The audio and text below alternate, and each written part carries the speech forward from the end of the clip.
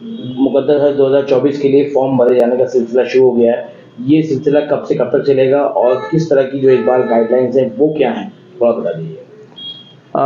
देखिए अल्हम्दुलिल्लाह, अल्लाह का बहुत बहुत एहसान और करम है कि थोड़ी सी ताख़ीर से, ज़रा थोड़े से इंतज़ार के बाद दिल्ली, न सिर्फ दिल्ली बल्कि पूरे हिंदुस्तान के आज़मीन किराम के लिए खुशखबरी की ख़बर 3 दिसंबर को आ गई थी। और अल्हम्दुलिल्लाह उसके मुताबिक जो हज कमेटी ऑफ इंडिया के ऐलान के मुताबिक 4 दिसंबर से मुक़द्दस फ़रीज़ा हज बैतुल्लाह के लिए फॉर्म भरने का सिलसिला शुरू हो चुका है। और ये सिलसिला फ़िलहाल 20 दिसंबर तक चलेगा, यानी 4 दिसंबर से शुरू होकर 20 दिसंबर आखिरी तारीख़ है, लास्ट डेट है 2024 के लिए हज फॉर्म भरने के लिए।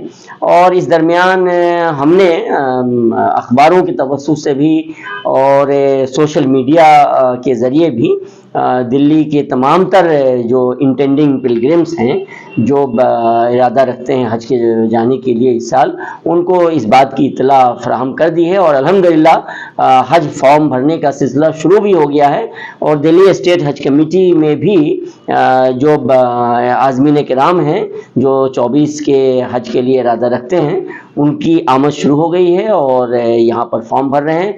और अल्हम्दुलिल्लाह इस दरमियान 4 तारीख़ से आज तक की तारीख़ तक अल्हम्दुलिल्लाह 200 से ज़्यादा फॉर्म भरे जा चुके हैं। और हम लोग भी, हमारी चेयरपर्सन मोहतरमा कौसर जहां साहिबा भी और हम लोग भी वक्त ब वक्त खुद ज़ाती तौर पर बज़ाते खुद आज़मीन किराम जो यहाँ पर हज फॉर्म भरने के लिए आते हैं, उनसे जाकर मिलते हैं और उनकी जो खैरियत है वो पूछते हैं और उनके जो कोई मसाइल हैं, कोई दुश्वारी है, वो भी मालूम करते हैं। बाज़ अफराद ऐसे भी हैं जो हमारे पास आते रहते हैं। आज भी कुछ लोग आए जिनके पास अभी तक पासपोर्ट फॉर्म नहीं है, या पासपोर्ट अगर है तो जो पासपोर्ट की मुद्दत होनी चाहिए, यानी कि 31 जनवरी 2025 तक पासपोर्ट वैलिड होना चाहिए। कुछ अफराद ऐसे भी हैं जिनका पासपोर्ट उससे पहले एक्सपायर हो रहा है, किसी के पास सिरे से पासपोर्ट है ही नहीं।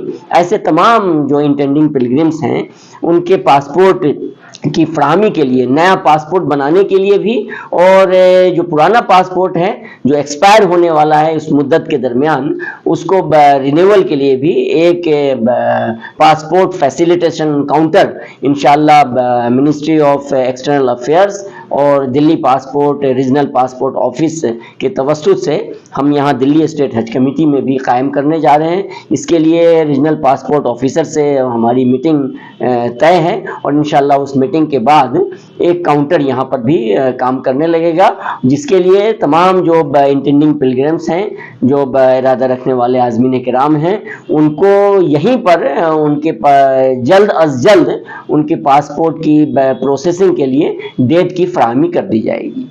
सर, बात की जाए गाइडलाइन की, तो किस तरह की चीज़ें नई इसमें ऐड हुई हैं, क्या है पिछले साल के मुताबिक ही है अभी फिलहाल? देखिए, आपको जैसा कि मालूम है कि हज बैतुल्लाह 2024 के लिए जो हज कमेटी ऑफ इंडिया का ऐलान हुआ, उसके मुताबिक 4 दिसंबर से फॉर्म भरे जा रहे हैं। और हज पॉलिसी जो 2023 की थी, उसी हज पॉलिसी को इस साल भी रिपीट किया गया है। कोई नई हज पॉलिसी नहीं बनी है। 2023 की हज पॉलिसी के मुताबिक ही इस साल का भी हज होना मुकर्रर हुआ है।